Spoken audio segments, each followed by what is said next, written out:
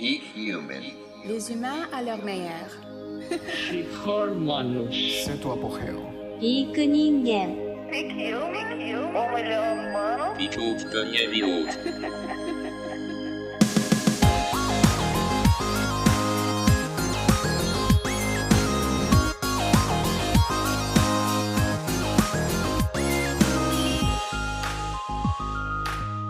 Hello, my healthy friends. Here's some news for you. I don't have SARS-CoV-2. I did the antibody test at Evolve Healthcare with Dr. Gary, who co-founded Sapien with me. He has some tests if anyone is nearby. I just did it because I was curious. I haven't felt the slightest bit bad or even coughed yet in 2020, so it's not because I had any symptoms. Still doing my living room workouts and sprinting 5 days a week, and still eating nose to tail. You get your own official nosetotale.org grass-finished American raised beyond organic meat at, you guessed it, nosetotale.org. We actually have a bit left this week. Usually we sell out by Tuesday night, but you can still order if you get a jump on it. It's the best way to support food producers directly. I'm sure people have heard about processing middlemen jacking up prices and disrupting the supply chain to grocery stores. I've still seen grocery store shelves empty, all while meat sold by producers is at a bargain basement price. It's messed up. Support your local farms or get it online from us and we'll ship it straight to you. The Primal Ground beef is the best seller and includes liver, heart, kidney, and spleen, making it a true superfood. Stay in touch by getting on the newsletter at sapien.org. There will be some special content given out there.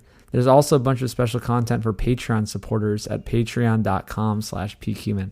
Remember, this is a community-powered show, and if you're getting value from this podcast and have gotten healthier or lost some weight, maybe you can put a little wind in the sail to keep this boat going. The Food Lives film editing is going well. I just had a good meeting today reviewing some of the footage. We're shipping out the new batch of Eat Meat shirts this week, so get them while you can at Indiegogo.com and support the film. Dr. Nadir Ali is an interventional cardiologist with over 25 years of experience. He is also the chairman of the Department of Cardiology at Clear Lake Regional Medical Center. He has several years of experience using the low-carb, high-fat diet in the treatment of metabolic disease, diabetes, and heart disease to improve the quality of cholesterol. He and his team organize free monthly diet seminars at the Circe Auditorium of the Clear Lake Hospital that receives more than 100 visitors each week. All of his work and presentations are fantastic. Please check him out on YouTube. Until then, you can get to know him a bit in our 2-hour interview. He's got so much good info in his noggin, we just kept talking, even with the 30 minutes we did before we started recording. Please listen closely to this one. Here's Dr. Nadir Ali. All right, let's just get this going. Dr. Nadir Ali, thanks so much for coming on. We spent about half an hour just talking beforehand, so we should just start recording. I'm so happy to be with you, Brian. I really enjoyed your presentation at Low Carb Denver. Looks like we are fellow travelers seeking the same answers. Absolutely. And I'm so glad we connected there. And you had a great presentation as well that we're definitely going to get into. It was on ApoE4. And I know you talk a lot about cholesterol and LDL and that kind of thing as well. And they all tie together. And I've watched a ton of your presentations online. And it's so awesome to have you on. So let's jump in and tell people who you are and just a little bit your backstory. Go for it. Yeah, my backstory I have repeated so many times, so I'll be a little brief on that. Being a cardiologist since 1990, so about 30 years. The first 24 of them were very traditional cardiologists. I was a damn good stent implanter. In other words, if you came in having a heart attack or if you had a blockage, I could get in there and put a stent in your blood vessel and open it up and make you feel good and abort your heart attack. I hated seeing patients in my office because I felt that mainstream medicine managing chronic conditions like high blood pressure, diabetes, obesity, and high cholesterol, that we were so ineffective at doing that. I just didn't want to deal with that. And it so happened that I'm a cyclist. I was getting gradually heavier despite doing about 10,000 miles of cycling a year. So close to 1,000 miles a month. And I was up to 180 pounds. I couldn't keep up with my racing team. That's when I realized through some podcasts that I should try this low carb diet. When I listened to the podcast, it made so much metabolic sense to me.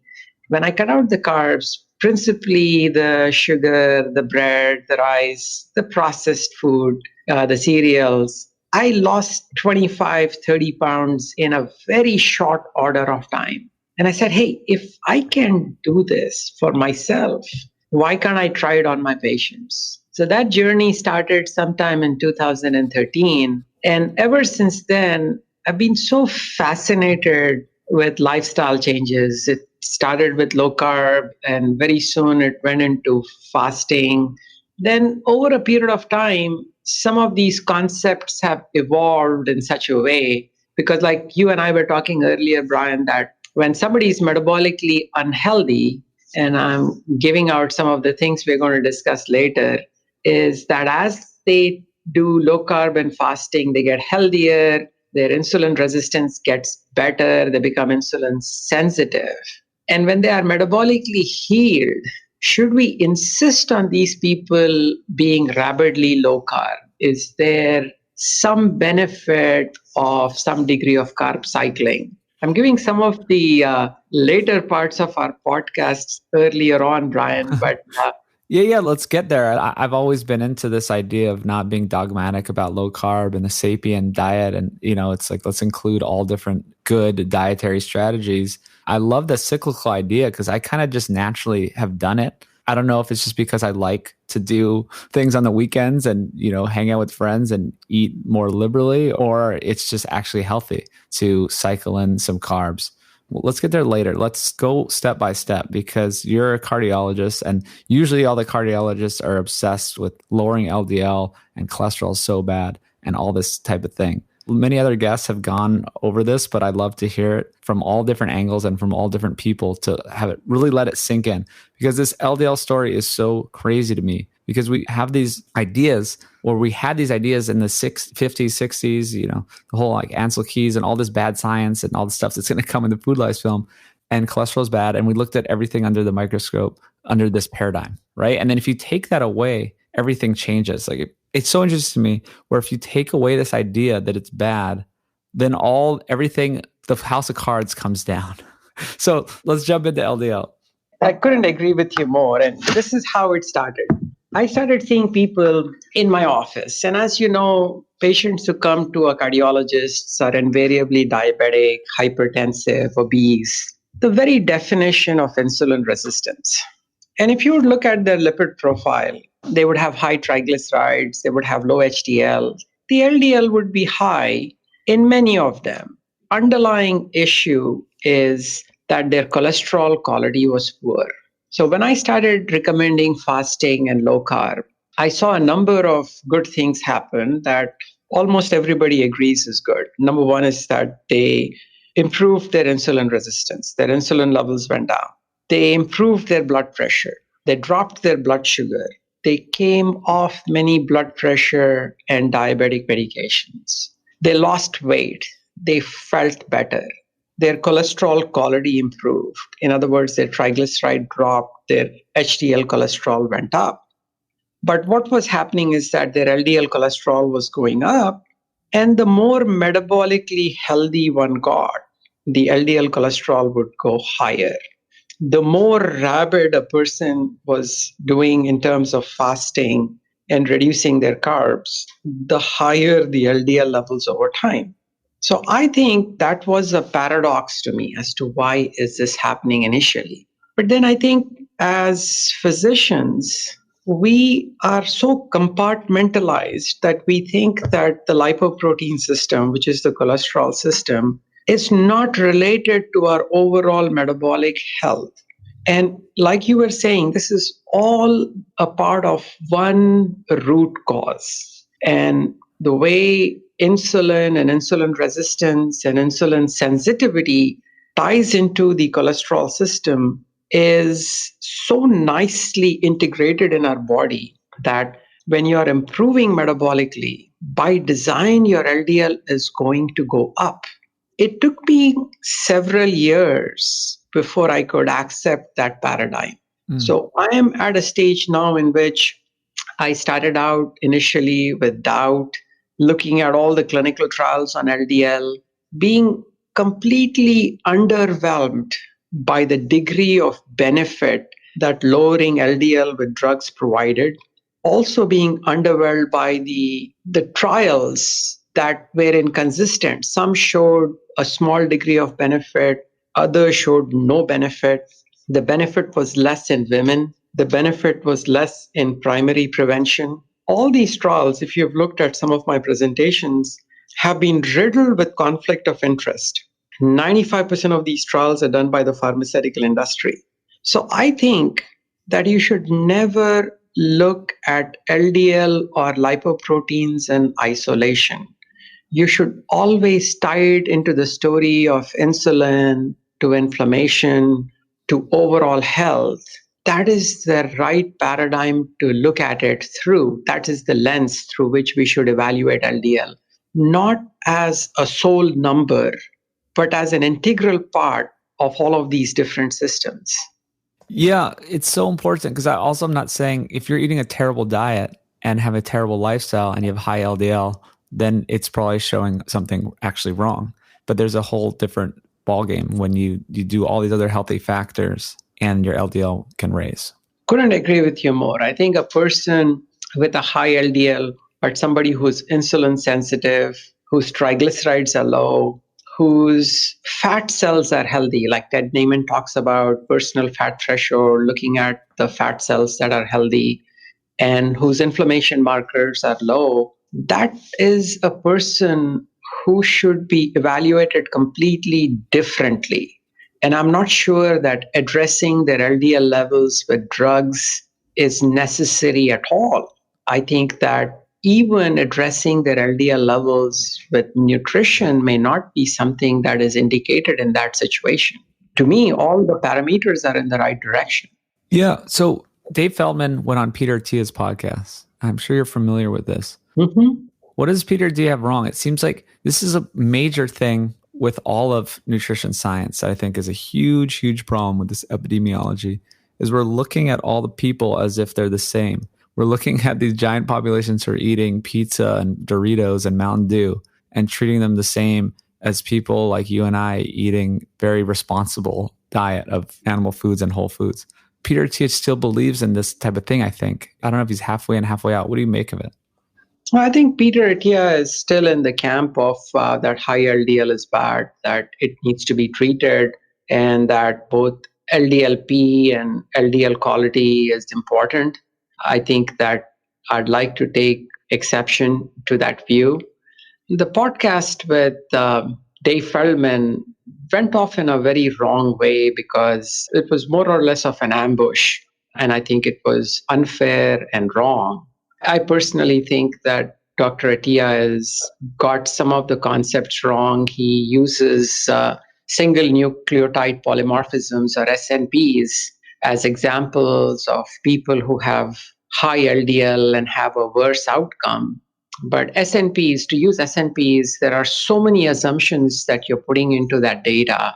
SNPs are, like, to put it in a brief way, they are the equivalent of nutritional surveys. Many of these epidemiologic studies that are done with how many apples you ate in the last 6 months, and you fill out these food frequency questionnaires.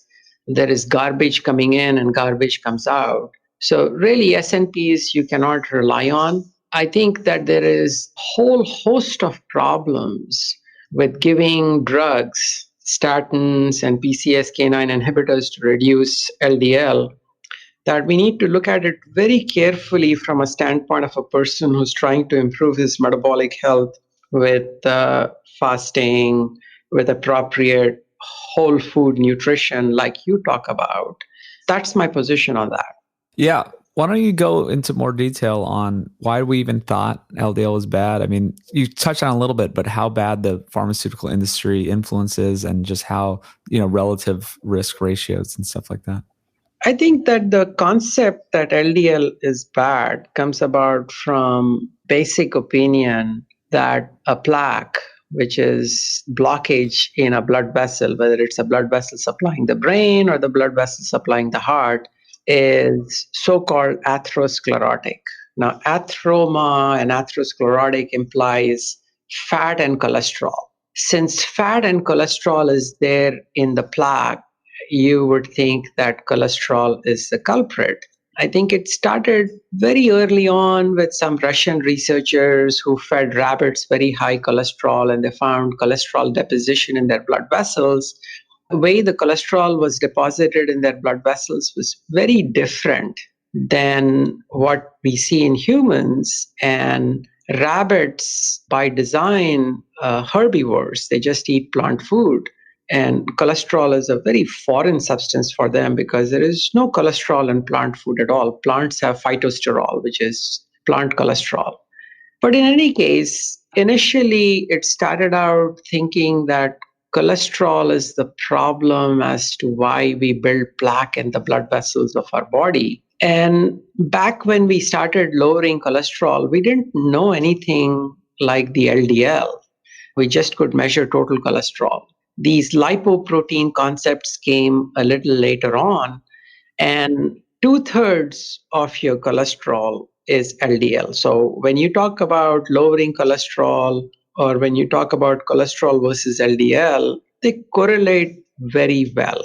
So a number of initial studies were done, drugs that were not statins, and they were absolute and abject failures. They did not produce any significant benefit.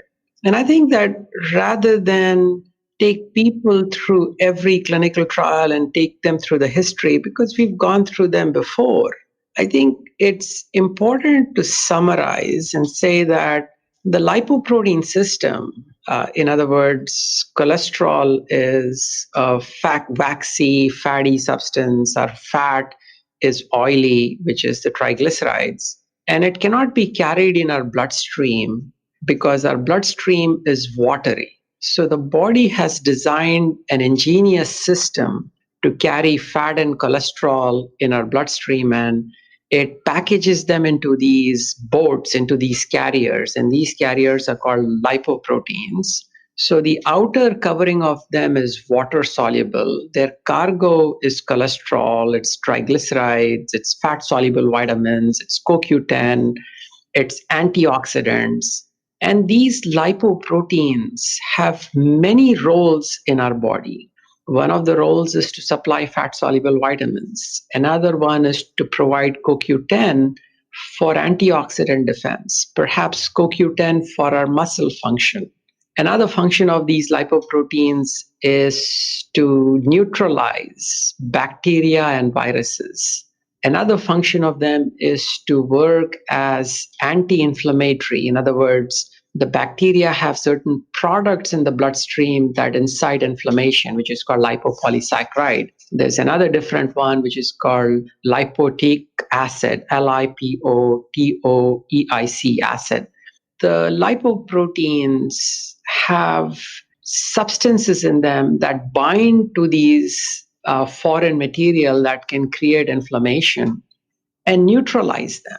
So lipoproteins have a role in inflammation, in neutralizing bacteria and viruses, so that is innate host defense.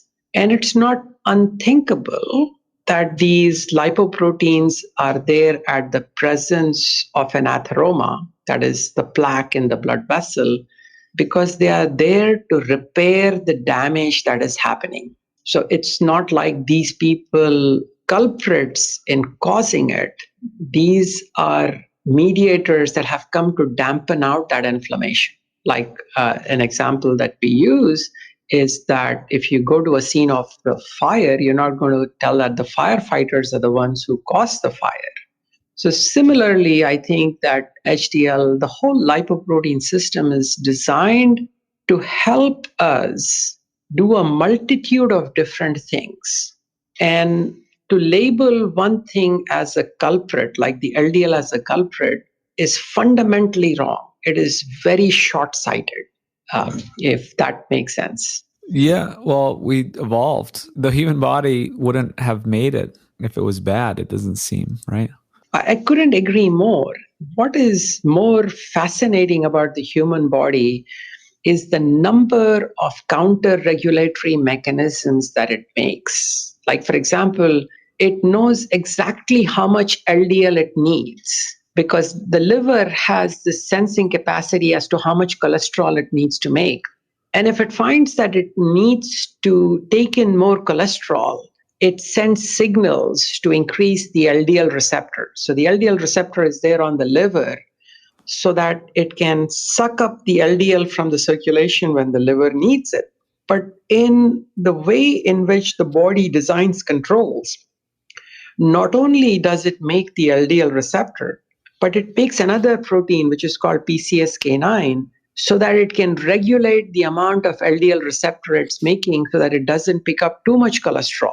So it has so many checks and balances. And the medical profession seems to think that, hey, I'm going to go into the middle of this crowd because I have this drug with me, and I'm going to go into the middle of the crowd and I'm going to open fire, and I'm going to only hit the terrorists and have no collateral damage. And that cannot be further from the truth, because when you stop blocking cholesterol production, you initiate a series of events that could be potentially very harmful for the body, because you have not looked at all the various counter-regulatory mechanisms that you are going to throw out in disarray. That's why statins have so many downsides and side effects, right? Well, yes, and you bring about a very important point, because I have done a few presentations. In fact, Jeff Gerber made me do that statin presentation at Low Carb Denver. And the reason is that the statins block cholesterol production very early in the synthesis of cholesterol. Like, for example, the body makes roughly 3 grams or 3,000 milligrams of cholesterol every day if you ate no cholesterol. The reason is that cholesterol is vitally important for life. Every cell membrane has cholesterol. Our hormones are made of cholesterol. And I went through all the numerous actions that LDL and other lipoproteins do in terms of host defense from bacteria and viruses. Something is that important for the body. Body has this 25 to 30 different steps to make cholesterol. The statins block cholesterol very high up or very early in this synthetic pathway. So not only do you block cholesterol production, but you block production of dolicol. Dolicol is important in processing many proteins. One of them is the insulin receptor. If dolicol is not there, insulin receptor is not properly processed and doesn't function well. Another one is CoQ10. If you don't have CoQ10, you cannot burn fuel. You cannot make the energy currency that our body requires, which is ATP. If you block cholesterol with production with statins, you're also blocking prenyl intermediates. Prenyl intermediates are vitally important in activating vitamin K2 so that calcium goes to our bones and doesn't get deposited in the blood vessels of the body.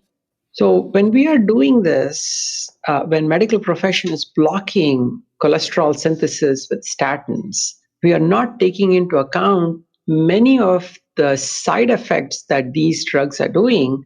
And there is good documentation that people taking statins have a higher risks of diabetes, that they have lower levels of CoQ10, that they have poorer muscle function, that vitamin K2 is not activated. So all you have to do is to go and look at these studies, and they demonstrate that.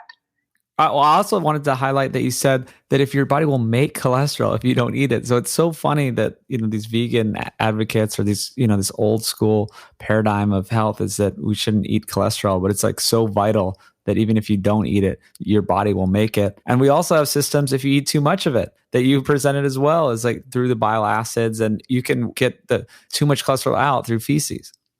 Yeah, that's true. And I think that there could be some danger. By the way, like I'm like you, and I want to make sure that I don't subscribe to a dogma, that I stick to science tells me and it's leading me in one direction, then I should have the intellectual honesty and integrity to change. Mm-hmm. So the place where I was leading to is plants don't have cholesterol, but they have something called phytosterol. And phytosterol is toxic for the human body, because phytosterol is very different. It has different morphology and shape than cholesterol.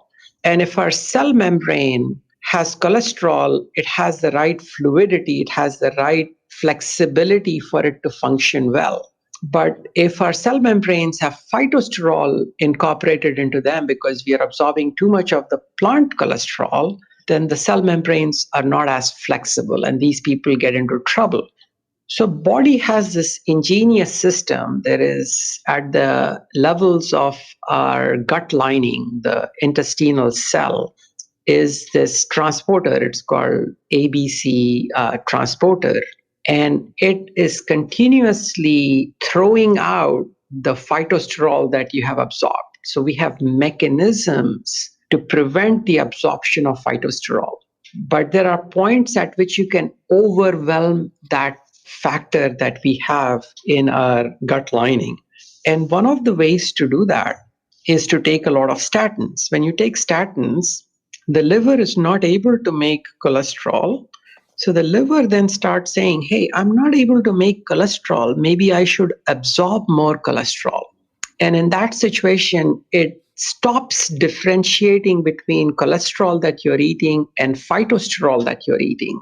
And there are studies that show that phytosterol absorption goes up when you take statins. So this is a concept, I think, that it's important for people who are vegan to understand that cholesterol is not a bad player. It's a necessary, vital ingredient for us. 25% of our cholesterol is in our brain because cholesterol is so important for connections between brain cells. Our synaptic connections depend on cholesterol. The nerve conduction, in other words, our nerves have these axons that are carrying nerve signals, and their covering is made of cholesterol. In fact, cholesterol is so important for the brain that it does not delegate that responsibility to the liver to make cholesterol for the brain. The brain makes its own cholesterol through special cells in the brain, which are called astrocytes. So I think that's an important point for vegans to understand so that we strive towards an optimal diet for humans and not necessarily based on dogma. That's my opinion on it. Yeah, absolutely. I'm always open to change. I want to talk more about phytosterols. What is your idea, your current understanding of the ideal diet for human? Obviously not for every person is a bit different, but what is generally, do you believe, is an ideal human diet? I have gone through a significant degree of evolution on it. And I think that whenever you think about an ideal diet for humans, you should look at many factors as to how we are designed biologically. Number one, we have this massive brain. You cannot discount that because our brain is about 1,500 grams, maybe 1,300 grams. But still, it is 1 kilogram, that is more than 2 pounds heavier than our closest ape ancestor. So feeding the brain is vitally important. So if you need to feed the brain, you need to be able to absorb high quality nutrition rather quickly. So if you look at our gut and put it in the framework of what is popularly called as the expensive tissue hypothesis. Expensive tissue is our brain in here. In order to support that brain, if we had a gut system that required a lot of processing of food, then our gut would have been much more specialized. It would have been different. But if you look at our gut, we have a monogastric stomach with an acid-based digestion. Unfortunately, that acid-based digestion is not the best because the amount of acid you make goes down over time. But what we have is a very large absorptive surface to absorb high-quality nutrients, and that is the small intestines. So small intestines are not designed to process food. They're designed to absorb food. I'd also like to mention that we are not designed to process fiber. Because if we were designed to process fiber, our colon size would have been much, much larger. If you equate the size of humans and our ape ancestors that ate a largely plant-based diet, and you normalize them to the different sizes between humans and apes, our colon size is only 10%. Not only is it 10%, but it is at the end of our digestion. Most of the people who are herbivores have a huge cecum, whereas the cecum in us is vestigial, meaning very small, almost not present. Mm-hmm. So primates, you mean, but not people, but yeah. Vestigial meaning it's like almost non-existent. It is there just perfunctorily, but not like doing any real function. Whereas primates have a very large cecum so that they can ferment there quite a bit. The situation with ruminants is very different because ruminants ferment in their foregut.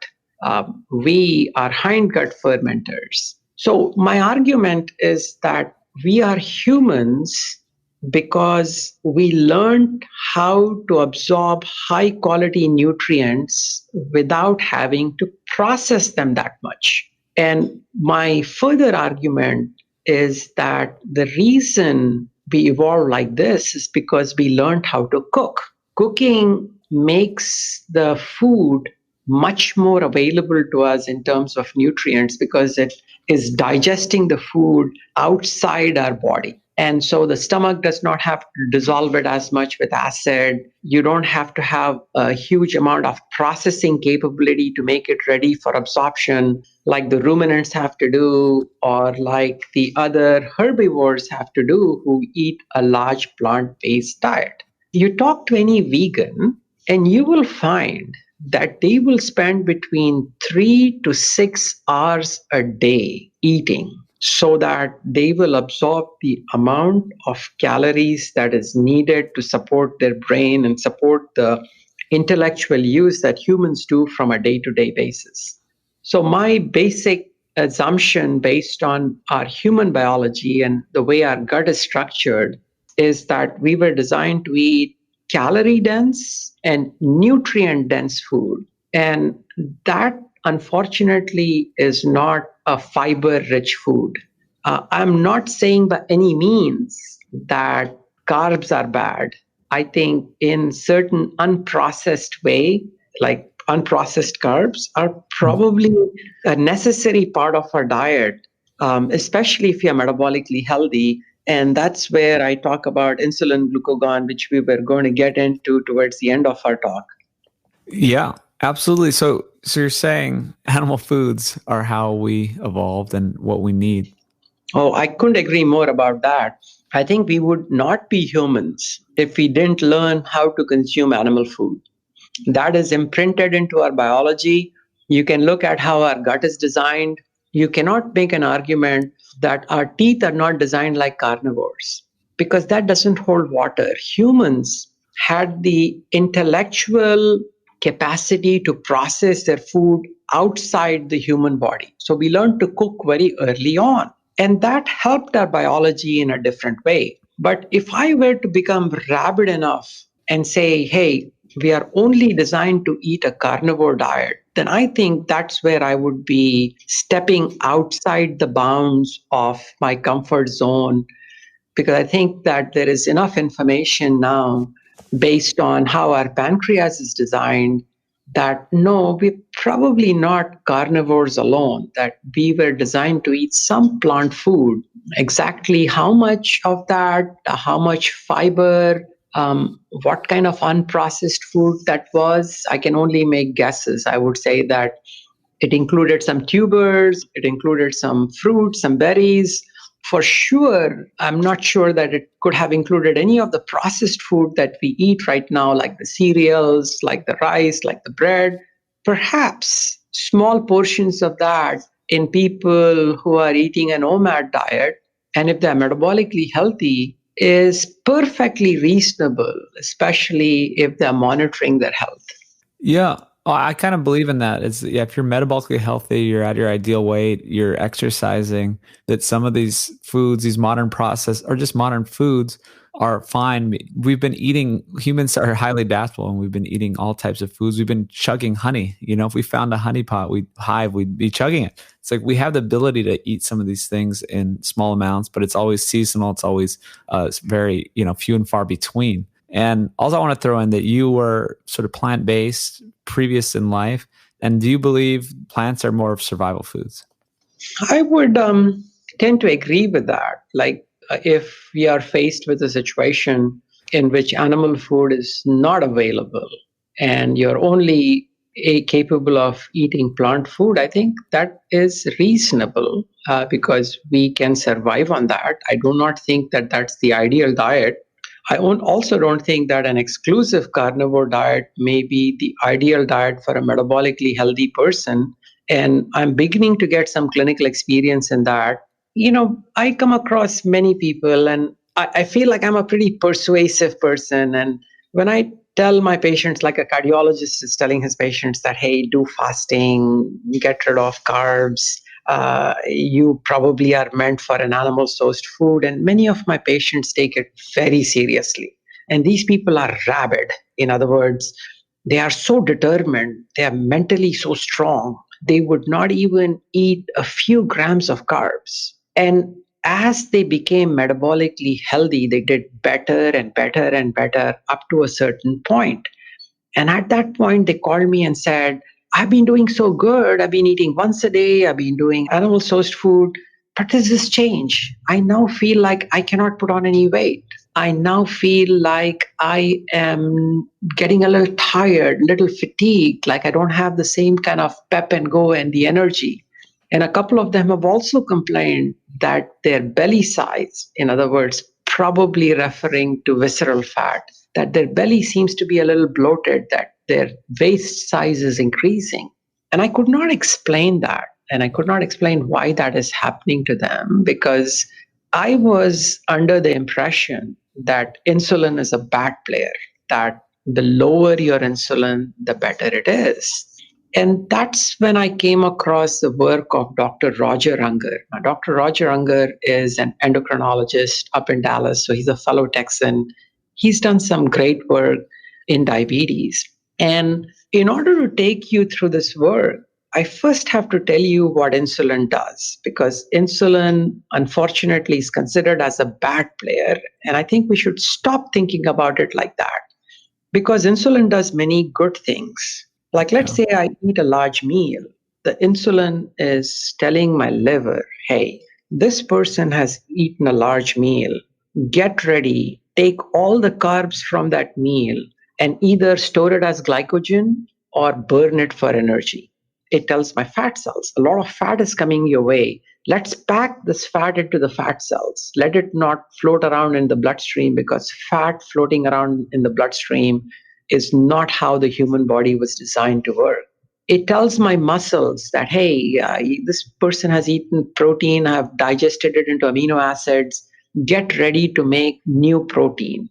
Our brain is extremely rich in insulin receptors.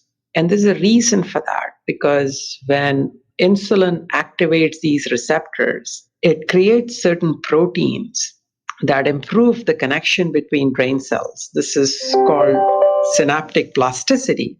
So insulin should not be considered as a bad player because it's building new protein. It is clearing the carbs from the food that you have eaten. It is packing the fat. It is helping your brain function better. The problem with modern lifestyle is that we keep our insulin levels persistently high or repeatedly high several times in a day.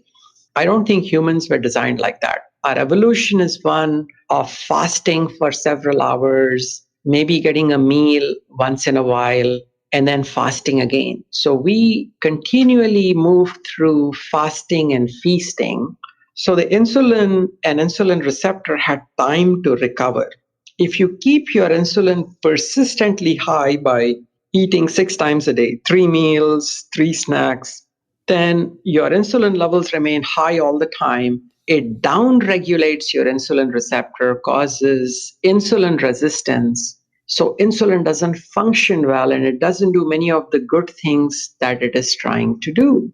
The other important aspect that Dr. Ungar pointed out is that insulin and glucagon have this important metabolic role, this co-role in managing our nutrition.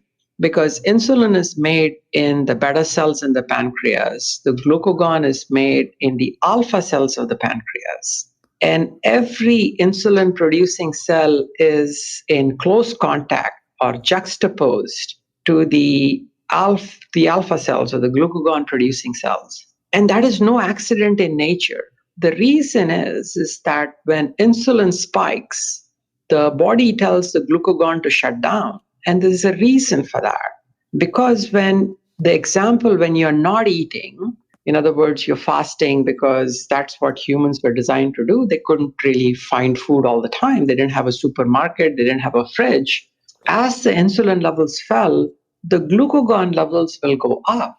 And the glucagon had a function in our body. And the function was it would go and tell the liver, hey, I want you to break down the glycogen so that you can put sugar into the bloodstream so that I can supply this person with calories. It would tell the fat cells, hey, please empty yourselves up so that I can take your triglycerides and use the fatty acids to convert them into ketones so that I can provide ketones as fuel for this person. It would tell the muscles to break down and give amino acids that the liver would use to do what is called gluconeogenesis so that it would make sugar. So the glucagon was a good player in the setting in which a person was not eating, where they were going through fasting or starvation, because it was doing necessary functions for humans. And I think the way we evolved like this is rather important for us.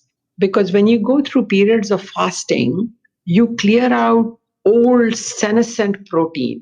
That's a form of autophagy. We will not get into that. We will just leave it at that. Mm-hmm.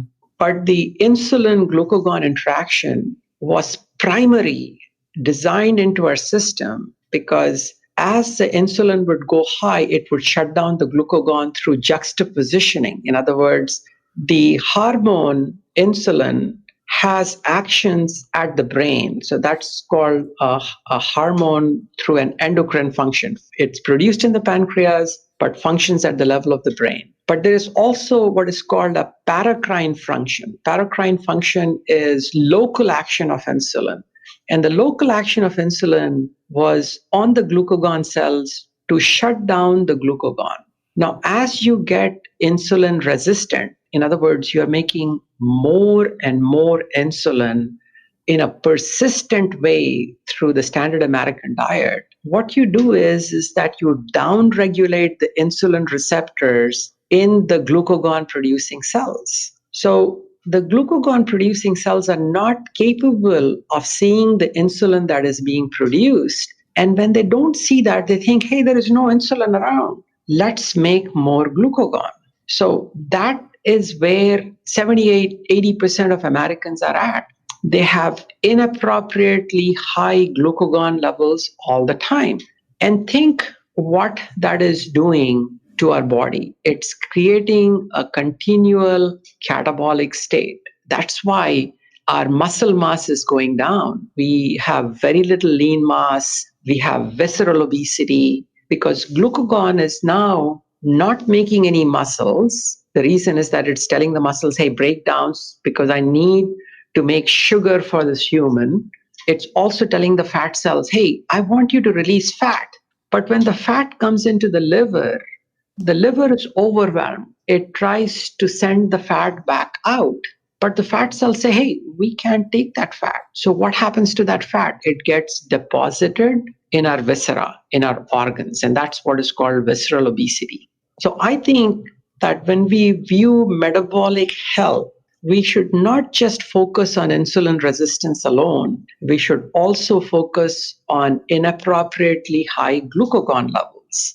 And the tying the story back into my patient, the people who were extremely rabid followers was like this. As they became healthy, they became insulin sensitive. And as they became insulin sensitive, they lost initially the visceral fat. Their insulin glucagon interactions became good. But if you continue that, like for example, Dr. Unger did some research studies in which he fasted metabolically healthy people for 3 days. In that situation, their insulin levels were low, their glucagon levels were high. And at the end of 3-day fast, he gave them a pure beef meal, which is protein and fat, but no carbs. So when the pancreas is faced with that situation, what it does is that it does not increase insulin levels at all. It uses the protein and in the presence of high glucagon increases the blood sugar, further increases the glucagon levels, and that person remains catabolic.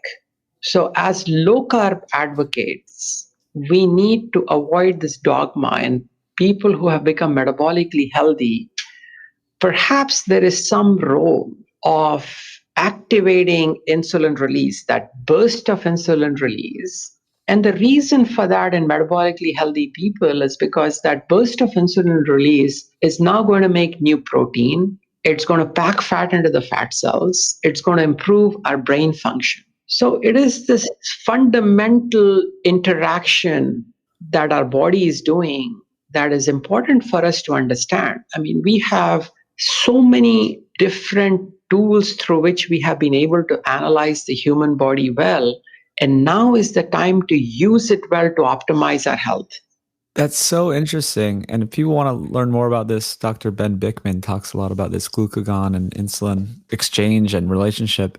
And also, this is so cool because we're talking about LDL, and we can't say that that's bad. It's the same thing with insulin, right? We can't say that's bad. It's a body didn't develop it to kill us, right? So some of these people in the low carb world are like, I want my insulin at 0. Never, I'm going to have insulin 0 for all history and all time. And that's not correct either. It serves a purpose. It does good things. We just need to have the right balance of it. And just like I have told you that, Brian, I have evolved. I didn't always used to have this kind of a paradigm. In this field of optimizing human health through nutrition, through fasting, through exercise, all of us are in a journey of learning. And we need to be open to information from all people and continue a conversation with whether there are vegan people or whether there is a carnivore or whether there are endocrinologists, because everyone has something to offer to our paradigm so that we can improve our health.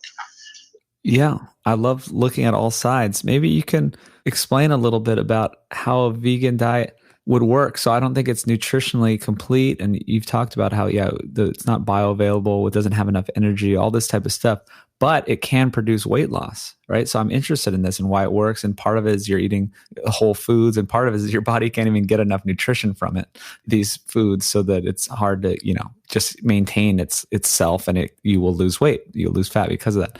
But any good diet, people can treat insulin resistance by going on a vegan diet. They can go on if it's low fat enough, you don't get all these problems with insulin, and you can remain insulin sensitive. And so this is really hard for some people to admit or understand in the low carb space, because they're only looking at it one way.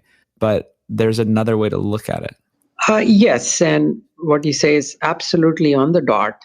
The reason for insulin resistance is this large carbohydrate load. In other words, high glycemic index, high glycemic load that you get from modern processed food. Now, when you talk about a vegan, we should talk about vegans as people who are eating unprocessed, complex carbohydrate food, that a large portion of their diet is not processed, that it is uncooked vegetables and fruits. So in these people, they are not seeing a sudden surge or an absorption of sugars into their bloodstream. So they're still modulating their insulin response. Their insulin response is not going to be as persistent and as high. And also, you need to take into account that most of the people who are vegan are also physically very active. These are people who are athletes, who are putting number of hours either in endurance sports like cycling, running, trail running. So they have a relatively high caloric need, and they are balancing that by eating foods that don't have a high glycemic index, that the sugar in their food is, or their carbs in their food is covered with fiber. So by the time the body processes it and releases the carbohydrates for us to absorb, the spike in insulin is not as high and not as persistent. So certainly, I think that a vegan diet is definitely better than the standard American diet. But the question that comes about is that the most optimal diet for humans? And I can just give a few different examples here. Number one is that it is essentially incomplete in the amino acids that we need. Taurine is deficient in the vegan diet. There are multiple different amino acids that are called essential amino acids. It's not complete. So you need to eat from a variety of vegan sources to meet that requirement, whereas animal protein is more or less complete. There is an absence of omega-3 in the vegan diet. The omega-3 that is present in vegan diet is ALA. Now, ALA needs to be converted to DHA and EPA for it to help our brain. And unfortunately, we lack the enzymes to convert sufficient amounts of ALA to DHA and EPA.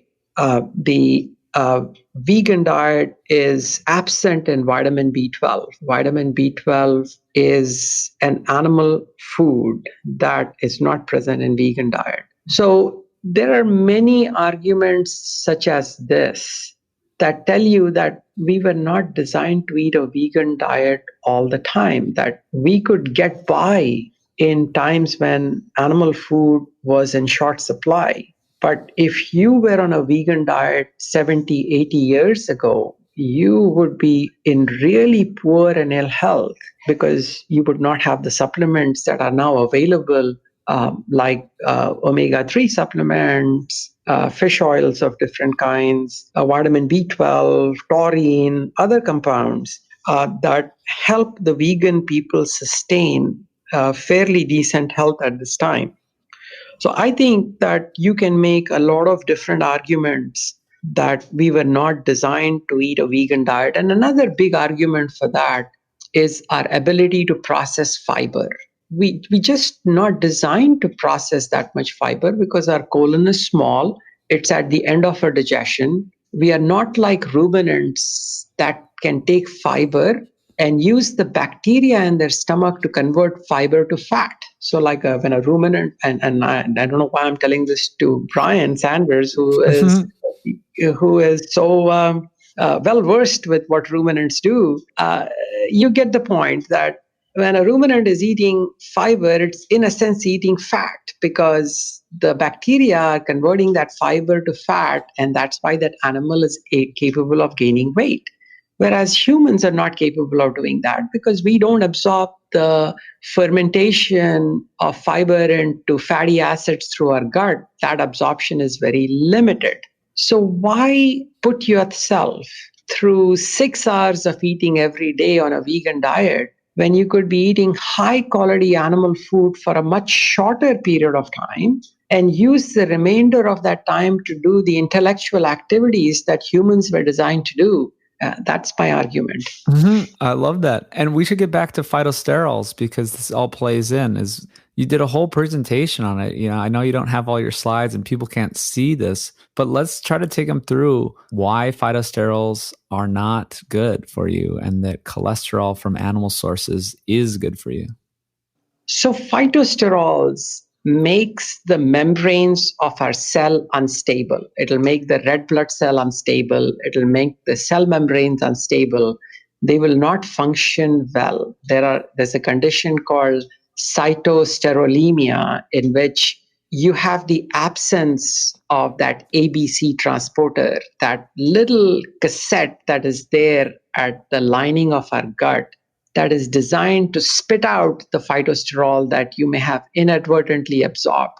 And if you have absence of that enzyme, these people with cytosterolemia do extremely poorly. They have fragility in their red blood cells. Their cells don't function well. They have failure to thrive. So because of all of these things, I also would like to add that animal food has a lot of phytosterols in them. And I don't think we were designed to ingest in that much of it. The other important aspect that we should also allude to is that we have an acid-based digestion. Our stomach acid is designed for a reason. It's a host defense mechanism because the food that you take has bacteria and microbes in it, and the stomach acid neutralizes that. Now, if you're taking a lot of vegetables, you are going to overwhelm the neutralizing capacity of the stomach acid. It's potentially possible in certain people to increase the amount of bacteria in our small intestines. Now, that condition is called SIBO, small intestinal bacterial overgrowth. That can cause a leaky gut. That can lead to all kinds of other issues, immunologic diseases and stuff like that. So that is another argument as to why we should probably not consume a large amount of raw food, especially as fiber. Yeah, absolutely. I mean, so many people in the meat-based community, I guess I'll call it, they come from all these conditions like SIBO and leaky gut and autoimmune and all these problems from consuming too many plant foods. We've been told they're so great. Tell more about the phytosterols. That stuff was so interesting. And there's even rat studies that you mentioned, and just more about why exactly that. And these are what we're getting from all these seed oils too, is people think we've been pushed seed oils on us with those high omega-6. And you bring about a very important point, Brian, that I had forgotten, and that there are many seed oils that are very rich in phytosterols. So taking phytosterols by eating raw vegan food is one thing, but taking phytosterols through these seed oils, which are so high. In fact, there were some people who were trying to increase the amount of phytosterols because that would make the liver make less cholesterol, and so the LDL would go down, trying to argue that was the right thing to do. And I'm glad that you alluded to that. There were studies in which feeding seed oils to animals resulted in very poor health because of the increase in phytosterols, which are essentially not the kind of cholesterol that our membranes, that our cells want to have, because they just simply are not designed for that. And that's another argument to say we need to eat animal food because animal food has cholesterol, which is what we were designed to absorb, not the phytosterols. If we were designed to absorb phytosterols, we would not have had a mechanism to extrude it, to actively take it out of our body. Mm-hmm. I think that kind of gives a little bit of an idea about where we are leading towards optimal diet. I wonder whether you want to talk a little bit about another mechanism for cholesterol control and host defense. And I just gave a recent presentation on that, and that is called PCSK9. A number of patients, instead of getting statins, are now being given PCSK9 inhibitors, and it might be worthwhile to talk about it. Yeah, absolutely. So, like I said, the liver has exquisite control in how much cholesterol it wants to take from the bloodstream. And it produces this LDL receptor through which it picks up the cholesterol that it needs when it's not able to make the cholesterol on its own. But in order to control the levels of LDL receptor that is picking up LDL cholesterol from the bloodstream, the liver also elaborates this enzyme, which is called PCSK9.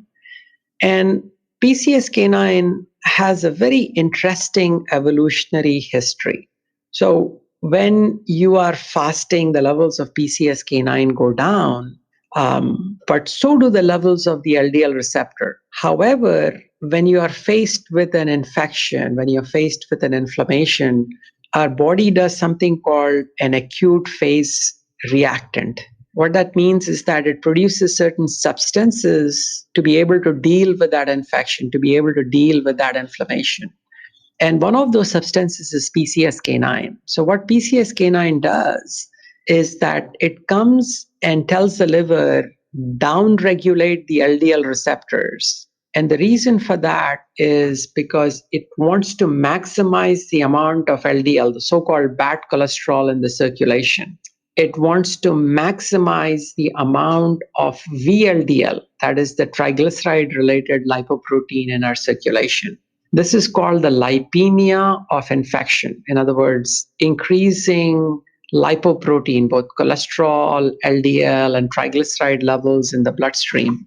And the reason the body is doing that, like we alluded to in the beginning of our talk, is because the lipoprotein or the cholesterol system is an innate host defense mechanism. Now, humans are trying to block PCSK9's action, because when you block the PCSK9 action, you're not downregulating the LDL receptors at the level of the liver. So when you don't downregulate the LDL receptors, the LDL or the so-called bad cholesterol from the circulation is not picked up, LDL levels go higher. However, if you block the action of PCSK9, the liver makes a lot of LDL receptors because they're not getting downregulated. It picks up all the LDL from the circulation. LDL levels go down. You can show a 60% reduction in LDL levels. The patient comes in and says, hey, I have had such a dramatic improvement in my cholesterol level. Patient is happy. The doctor is happy. But they are failing to understand how the body is being damaged. And here is the data on that. Because the PCSK9 is doing many important things, not just downregulating the LDL receptor. It downregulates the VLDL receptor. VLDL receptor is the one that is picking up triglycerides from the bloodstream. So when you fail to downregulate the VLDL receptor, especially in the pancreas, especially in the liver, especially in your organs become fatty. So people taking PCSK9 inhibitors, this new drug, have a higher amount of visceral obesity. They are heavier. They have insulin resistance. Medical profession is failing to recognize that these are the side effects of these drugs. They are only concerned about the reduction in LDL. Now, I would be okay if that reduction in LDL led to a dramatic improvement in heart disease, but not so. There are trials in which these mega pharmaceutical trials that have recruited 28,000 patients.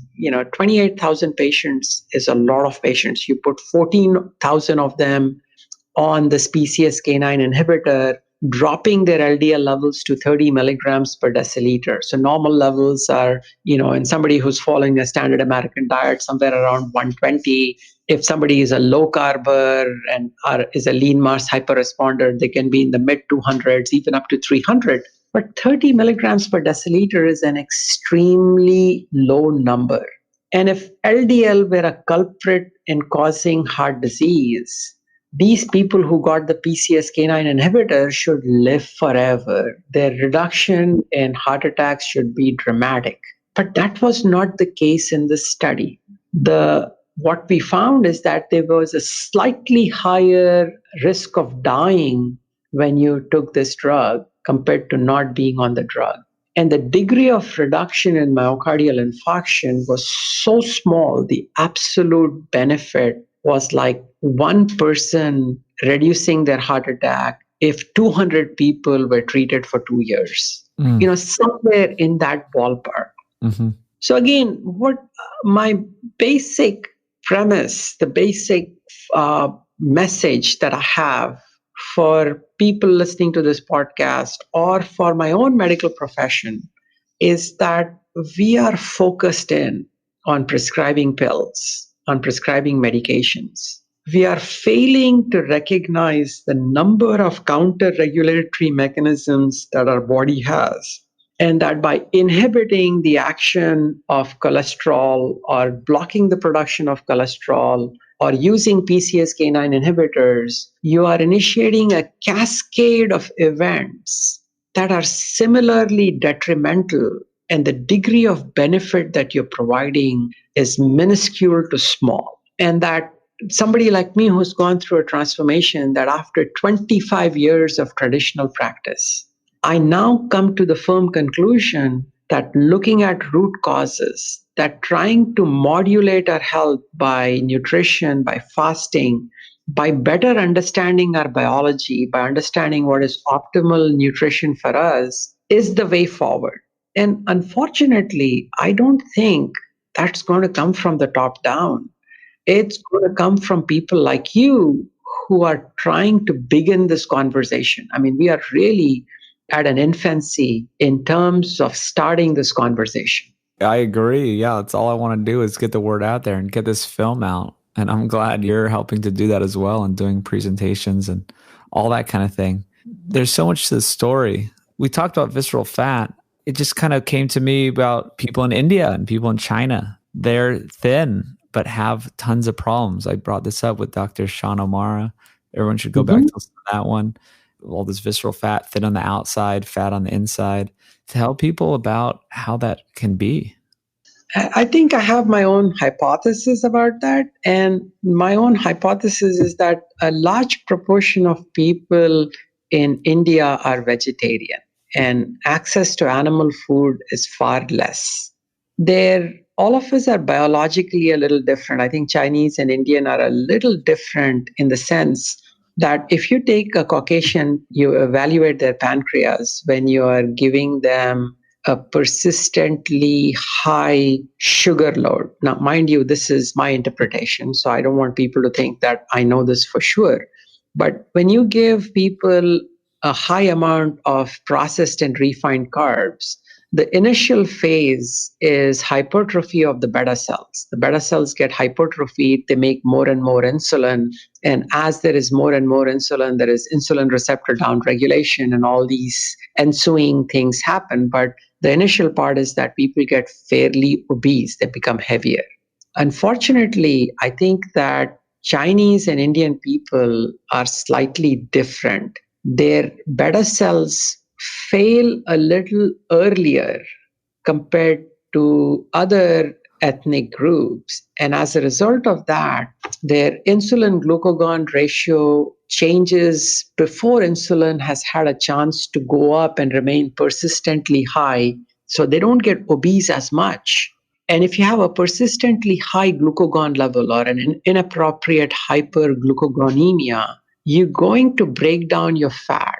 The liver is going to have to deal with that fat, and it's going to export it back, not into the fat cells, but into your viscera and cause visceral obesity. So I think that perhaps is the underlying mechanism. Another possibility is that there is destruction of the beta cells, that is the insulin producing cells, because of a leaky gut. The leaky gut starts all kinds of immunologic processes in which it starts destroying your own cells, your own proteins. And one of the things that it targets is your beta cells. That's one of the mechanisms for getting type 1 diabetes.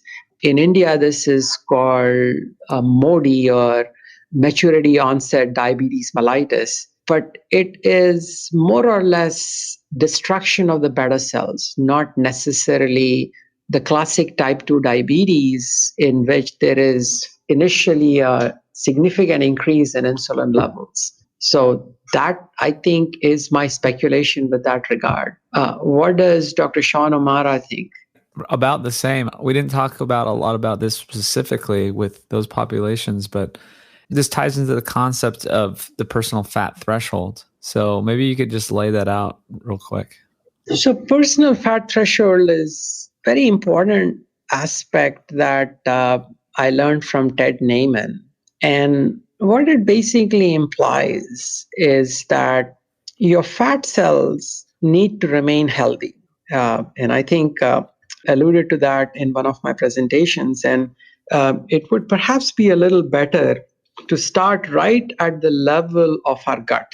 So our gut is absorbing the fat, and it takes the fat into the fat cells and it creates lipid droplets. So believe it or not, the gut is storing fat as lipid droplets. And from these lipid droplets, it takes the fat and it packs it into these lipoproteins called chylomicrons. So chylomicrons are nothing but fat-filled and cholesterol-filled globules that the gut makes from the cholesterol and fat that you have eaten. And very interestingly, it doesn't send the chylomicron to the liver. In other words, when you eat food, the amino acids, sugar goes through what is called a portal circulation. Portal circulation is the gut is sending blood directly to the liver for processing.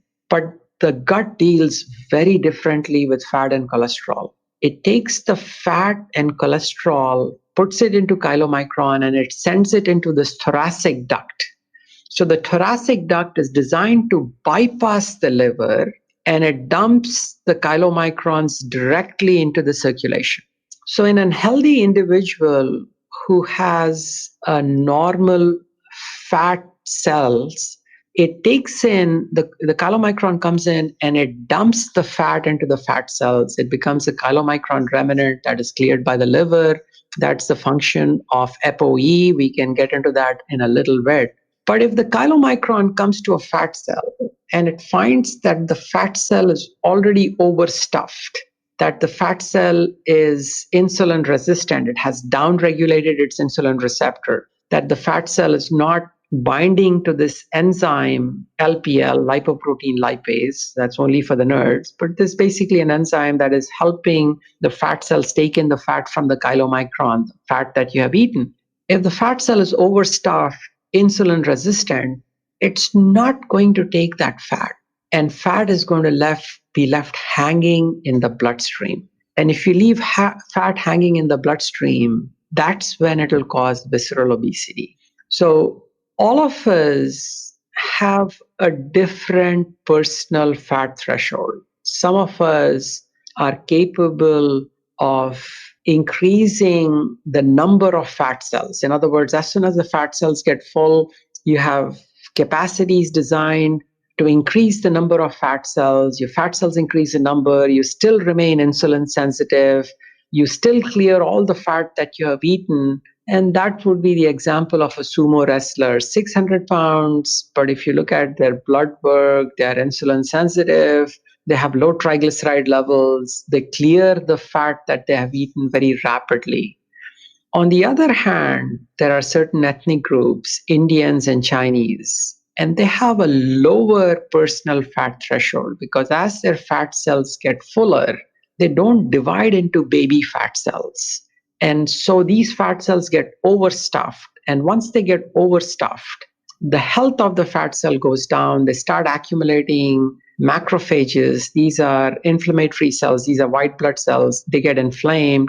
Your inflammation marker goes up. And that is when it leads to disease.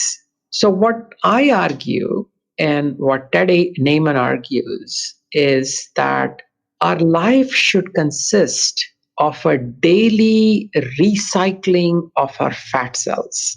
In other words, you're going through a period, 18 hours, 16 hours, it could be different in different people, in whom you are emptying the fat cells. And the reason that's important is because emptying the fat cells to use the fat for energy. And the liver is going to pick it up, turn it into ketone bodies. The muscle is going to take it up and burn it for energy. If you're not doing that, if you're not go through a daily cycling of emptying your fat cells, then what is happening is that your fat cells are going to get full. And when you eat fat, there's going to be no place for it to get packed. Another important aspect for us that why we are designed to fast is because, like I mentioned, the lining of our gut, the cells that are absorbing the fat, take in fat as lipid droplets. you don't want the lipid droplets in them to increase so much that the gut lining does not function well. You need to empty the gut lining of the lipid droplets that it has absorbed. That is a function of autophagy. Autophagy is clearing out the dead, the old, the stuff that you have accumulated, just like remodeling your house, just like cleaning your house or cleaning your kitchen. And that's the reason why human body is designed to go through periods of fasting and feasting so that we have a daily recycling of all the nutrients that we have taken, and we need to empty them first before we add new stuff. Yeah, I'm a big fan of that. I'm actually doing OMAD right now. I've been trying it for like a week, and it's really interesting. You can get used to it pretty easily. Your body gets used to anything as long as you're giving it enough food. And it doesn't matter too much when you take it in. So now I'm getting periods of 23 hours with not eating. It's pretty great. But I still think this 17 hours without eating and then 2 meals might be ideal. Just real quick before we move on, what do you think about OMAD, 1 meal a day, and 2MAD? I think that OMAD is probably the way to go for most metabolically unhealthy people. And I think OMAD is also useful for people like me and some of the patients that I alluded to who were very high in terms of their determination to do a low-carb carnivore diet. But at certain point, as they get metabolically healthier, and if they are losing weight, they're not able to put on weight, if they're losing energy, then I think at that point, they need to consider to go through some cycling episodes in which they are eating maybe 2 meals a day in a 6 to 7 hour window. I think that's my take on it. I think human nutrition needs to be individualized to your metabolic health. Mm-hmm. And that dictates perhaps that OMAD is good for metabolically unhealthy people. OMAD is also good for metabolically healthy people up to a certain point at which you may need to go through some cycling episodes.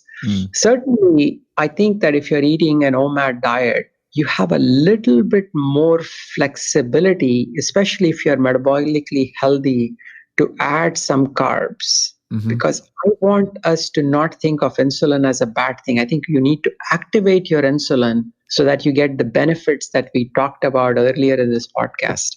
Yeah, and absolutely. I think Ted Naiman says his quote is, you can eat abject garbage. If you do OMAD, you could get away with it if you're metabolically healthy. Yeah, I mean, you might need to eat some processed foods just to get enough calories in that one meal. Anyway, I agree with that insulin part you mentioned. And also want to recap just that whole personal fat threshold and everything. Just to recap for the audience, some people, fat cells can just expand and they get bigger and they're fine.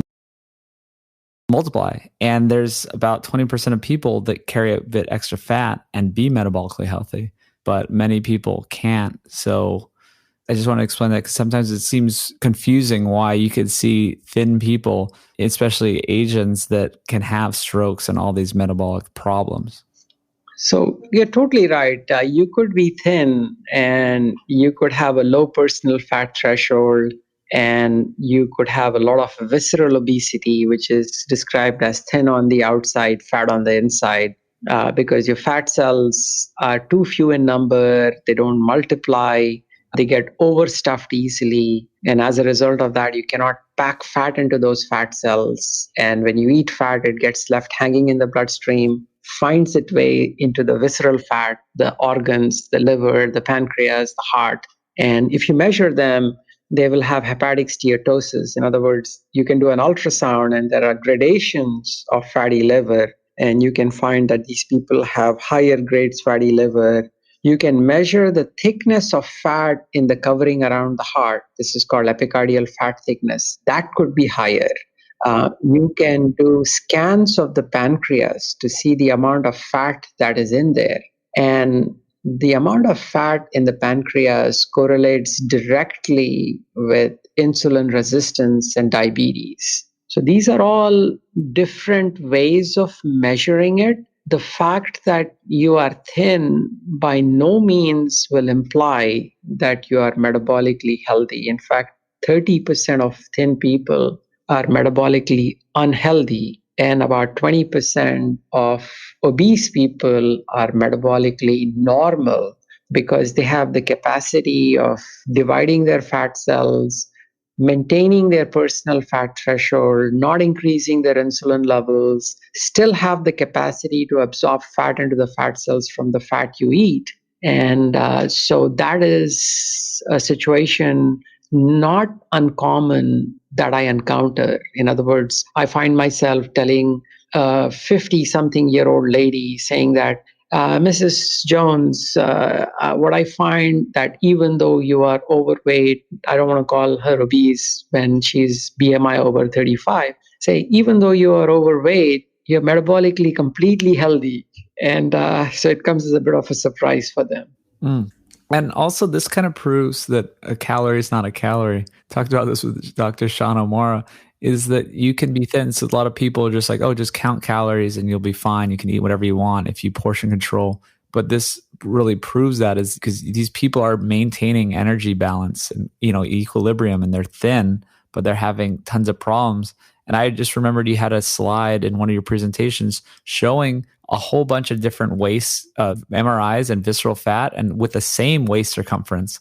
And there was a huge difference.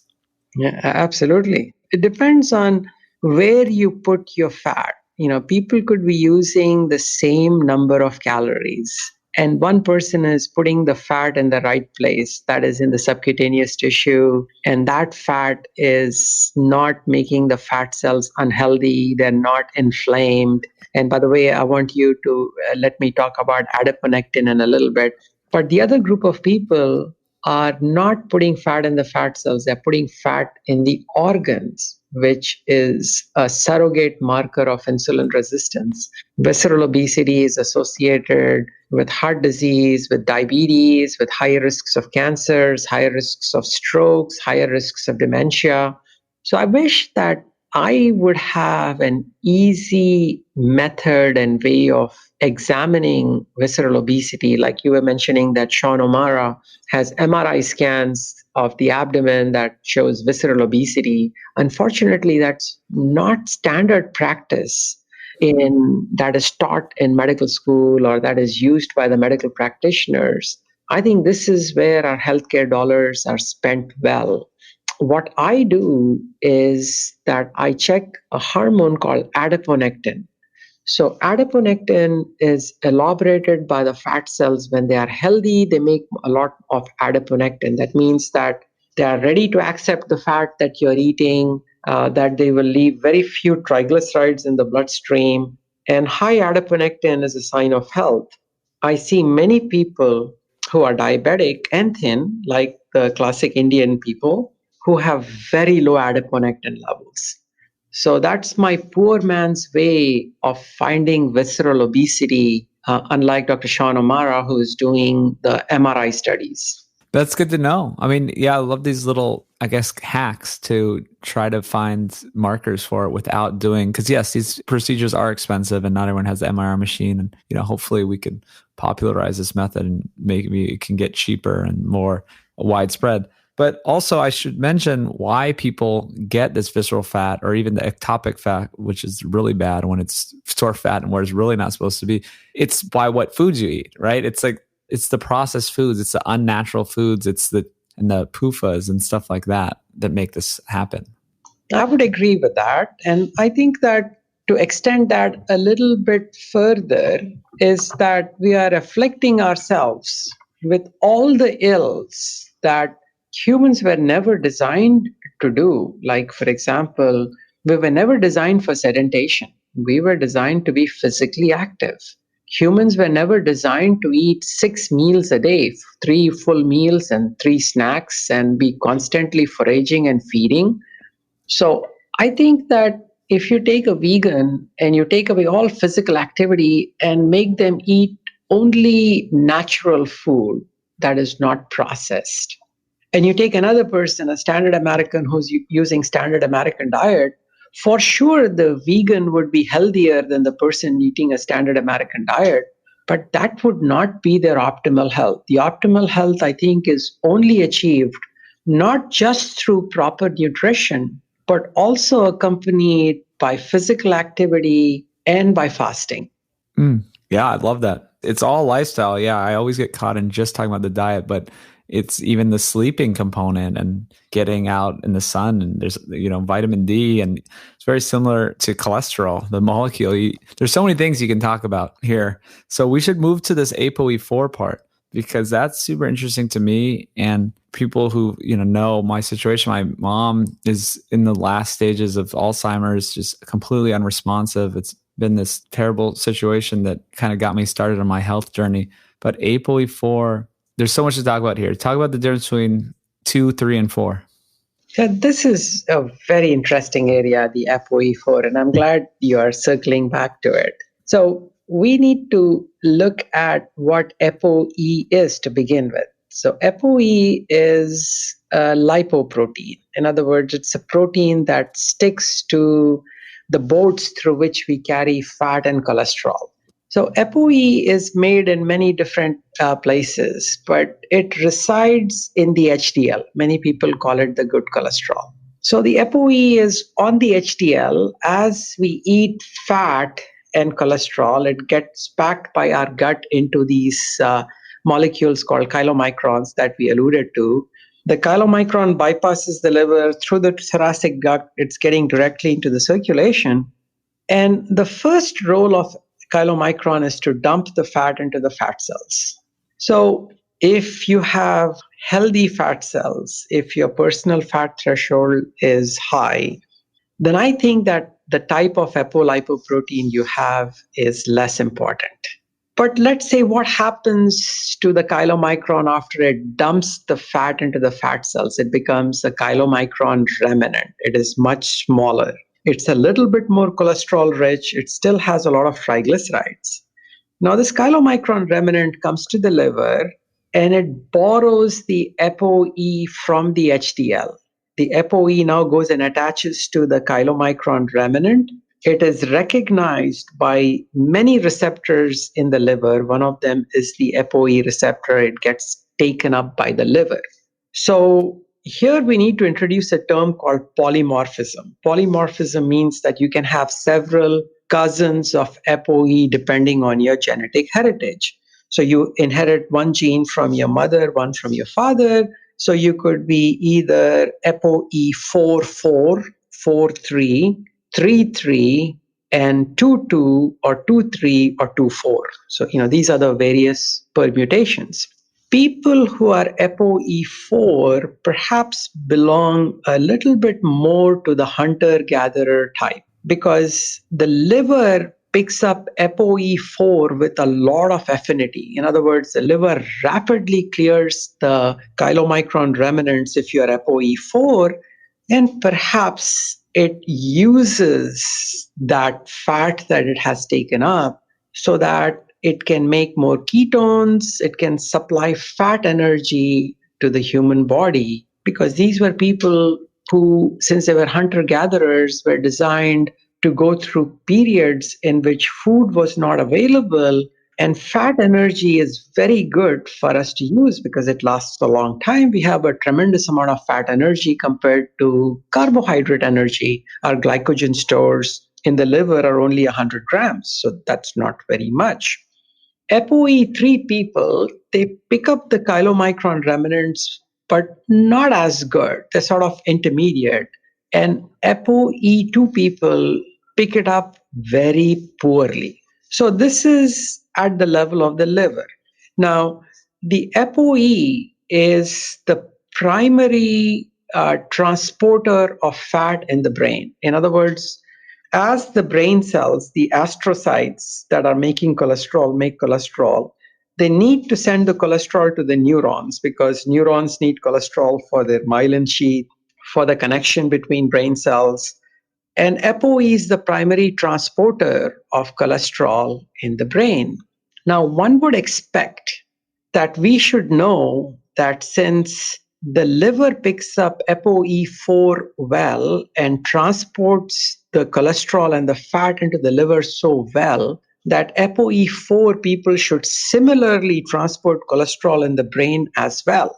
Unfortunately, we don't know that information. But from what we know, like for example, if we go to a university and we look at postdoctoral fellows, and we do a study in which we take 100 postdoctoral fellows, and we see whether these are young people, is ApoE4 more represented in that particular population compared to the general population? And that's what you find.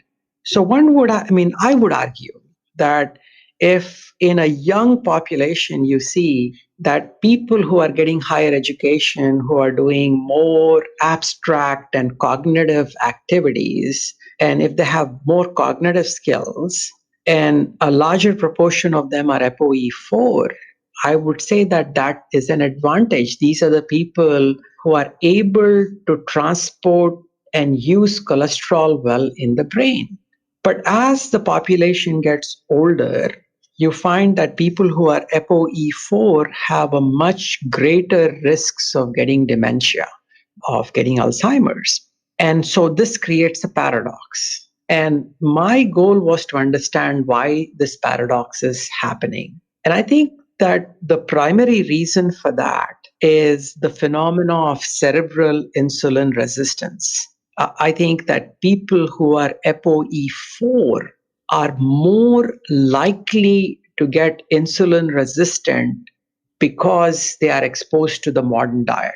If they stuck to an ancestral diet, and the ancestral diet is just what you talk about, Brian, whole foods, along with fasting and lack of sedation, in other words, activity, you're not going to downregulate the insulin receptor, and ApoE4 is going to be an advantage rather than a disadvantage. Now, not everybody agrees with this. They think that ApoE4 is somehow not designed as well, and that people who are ApoE4 are more at risk of dementia regardless of their diet. But there are so many unknowns in this area that I'm not ready to say that that is the fate of people with ApoE4 based on what I know. I think that by design, people who are ApoE4 have an ancestral relationship with insulin and insulin receptor. What I mean by that is that they were never designed to see this higher glycemic load and this higher glycemic index on a repeated basis. I think these people were more designed to be hunter-gatherers, to go through long periods of fasting where food was scarce, and the food that they ate was not as high in simple carbs. So that is my take on it. By no means am I a neurologist or an ApoE expert, but since ApoE is so crucially involved in lipid metabolism, in clearing chylomicron remnants, I think it is still within the prerogative of a cardiologist to pay attention to it. Yeah, it's so interesting. It's such an important point that it's changing the narrative. I used to think before I knew anything about nutrition, it's just like you have ApoE4, you have bad genetics, there's something floating around your body that's going to give you Alzheimer's. That doesn't seem to be the story. The story is you are just more prone to need to live a more ancestral lifestyle, and that you're just not as good as some people are, more well adapted to eat in this modern way and live in this modern way. And yes, so not everyone gets sick from the standard American diet so soon, although it seems like most people do eventually. You know what I mean? It's totally flipping that narrative. I'm glad that you brought about that point, because if you look and go at the map of indigent populations, the pygmies in Alaska, or certain isolated populations in Africa or other places, the ApoE4 is a lot more represented in that population. As populations have evolved to an agricultural lifestyle, in other words, they have adopted more and more of a carb-heavy diet, our human body is in constant evolution. What our genetic makeup is, how we are now, is perhaps going to be very different several thousand years down the road. And if you give the human body enough time to adapt, we would probably all adapt to become ApoE2s perhaps people who can tolerate an agricultural lifestyle much better.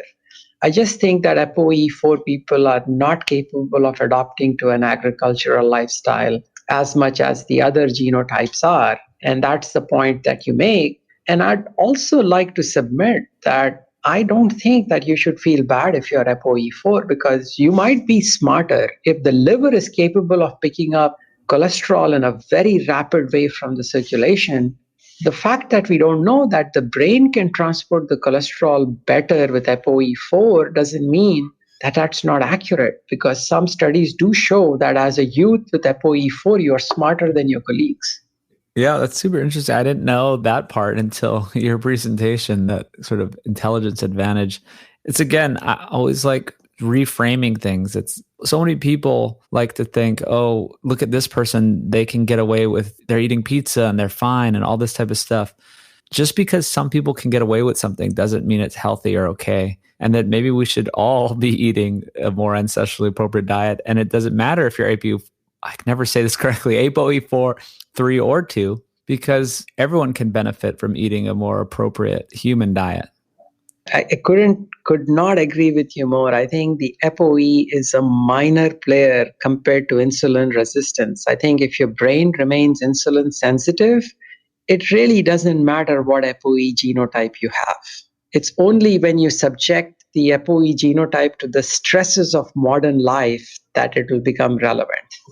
That's so important. We can close it up here.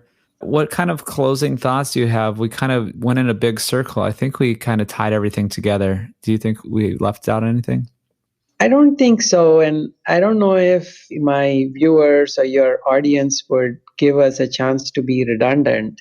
But I think that fundamentally, medical profession, and I'd like to get there because as physicians, we have so much knowledge about the human body. We understand the biology, we understand the biochemistry, we understand it at such a fundamental level that to have all this knowledge and not learn about what is appropriate human nutrition or what is optimal human nutrition, how our biology is, how our gut is, why we are designed for fasting, why are we designed for movement or lack of sedation, and just be pill pushers is so wrong. And we should not wait for a grassroots effort to change our mentality. We should change it on our own.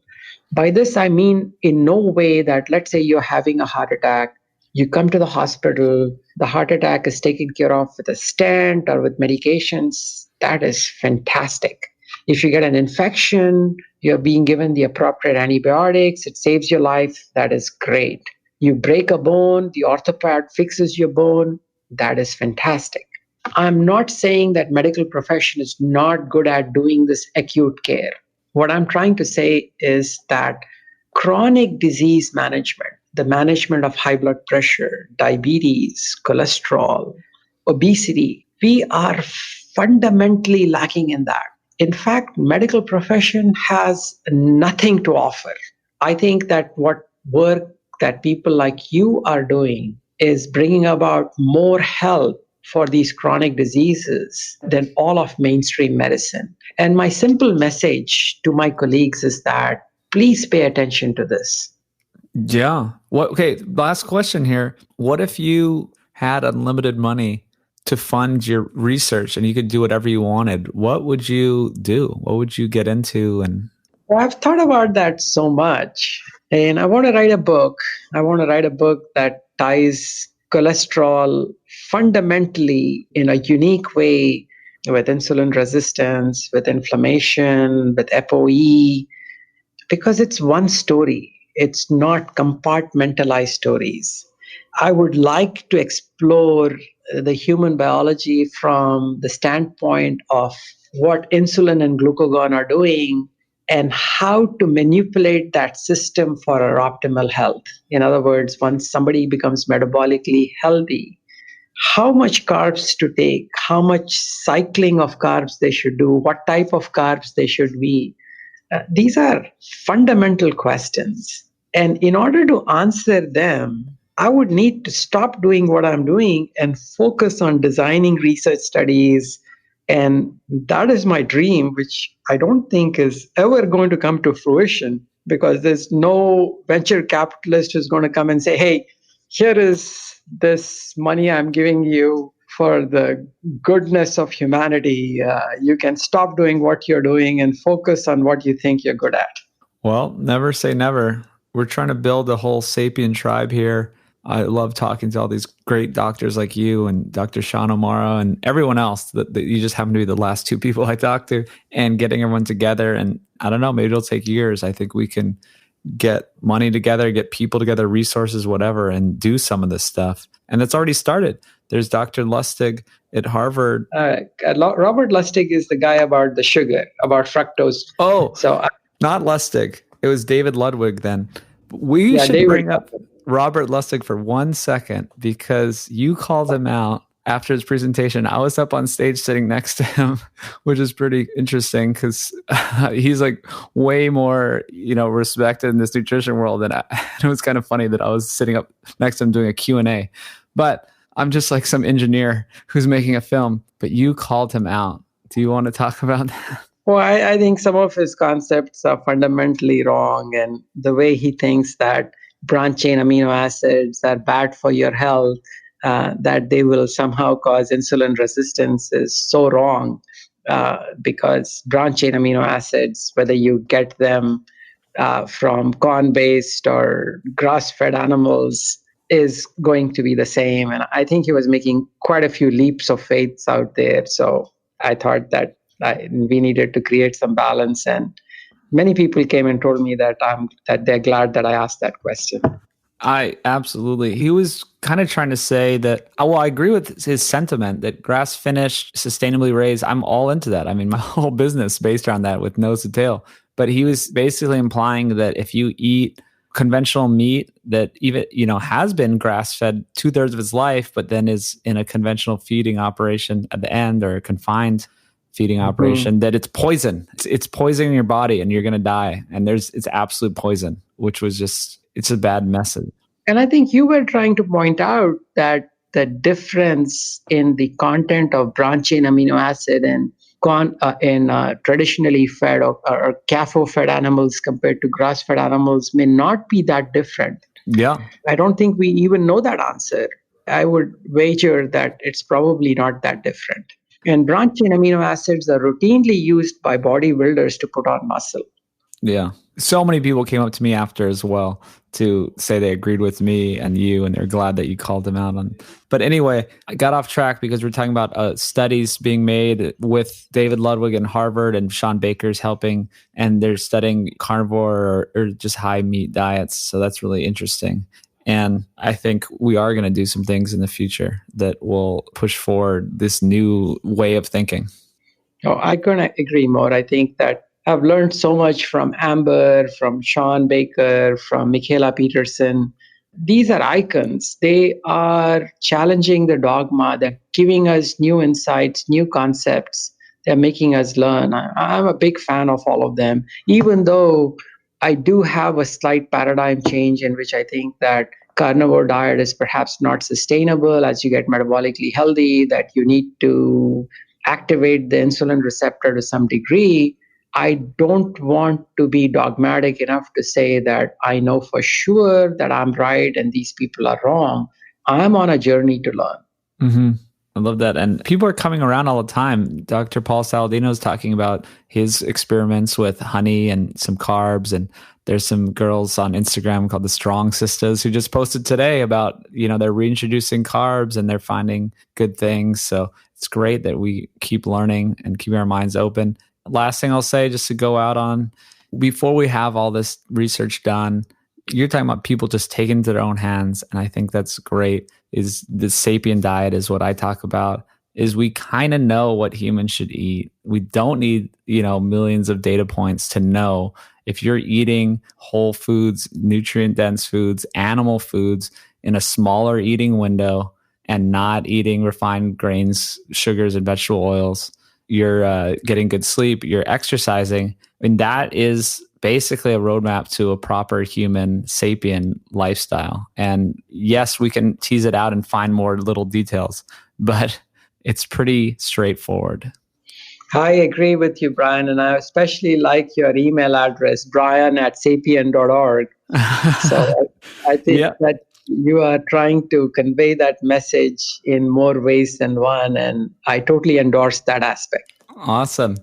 You can email me if anyone listens. I love to respond to any emails. So if you have questions, comments, I love taking suggestions from people, guests to have. Email me, brian@sapien.org. It's not a secret. So thank you so much for coming on, and take care. Thank you, Brian. I hope you can find something that's useful in here. Well, I hope people stick around. I really enjoyed my conversation with you. I thought it was great. I'm going to encourage people to stick around to the end. Thank you for everyone who's still here. See you next time. All right, that's a wrap, folks. Another week in the books. Thanks for listening. Please go to sapien.org to find out about everything we're doing. The technology is finally coming along a little more. We got the health coaching program starting soon. We have the Sapien program starting soon for people who want to get healthier. We got the Food Lies film. We have nosetotale.org where you can get the grass-finished meat delivered to your door. And we have all the old episodes of this podcast. Remember to start back at episode 1, share with a friend, give it a rating on iTunes or the podcast app, and come back next week. Thanks, everyone.